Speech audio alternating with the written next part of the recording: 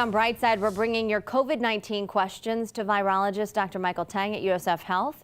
This week, we begin with Johnson & Johnson's vaccine. And the CDC has said that the vaccine is able to be distributed again. In fact, it is here in Florida, but it needs a warning label for women who are under the age of 50. So who do you think should be getting J&J right now?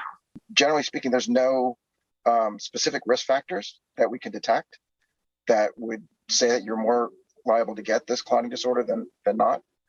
And again, it's pretty rare. So it's comfort level of each individual, I think. For people who are worried that any risk is too much risk, then, this might not be the vaccine for them. But for those people who understand that, it's a very, very rare event, that the risk is really small, and prefer this one shot vaccine, then this is going to be a better vaccine for them.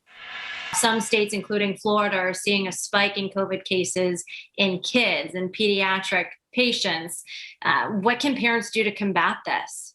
We only have our public health measures, right? We only have masking, physical distancing, avoiding large crowds, washing hands, and things like that. It's really important for the kids to be protected with those physical measures, but it's also important for the parents and anybody of age to get the vaccine in their household to be protected as well, because a lot of the cases from the pediatric population comes from the parents. A lot of grandparents have been fully vaccinated at this point, but kids have not been. If grandma and granddad want their grandkids to come visit, does that pose a risk? There's nothing that's risk-free.